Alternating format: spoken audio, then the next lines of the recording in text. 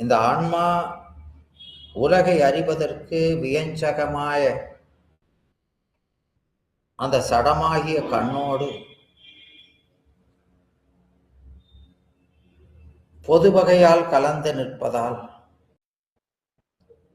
அதன் வழி கண்ணாய் நின்று உலக விடயத்தை காட்டுகிற சிவமே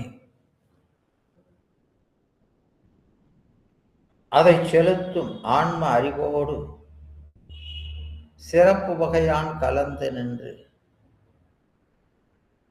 அது கொண்டு கருவியை விடயத்தில் செலுத்துபவனும் அவனே. கருவியை செலுத்துறவனும் இந்த ஆன்மாவை செலுத்துறவனும் அவன் தான். எனவே செலுத்துகின்ற அறிவை செலுத்த செல்லும் அறிவு காணாது என்பது இந்த பாட்டின்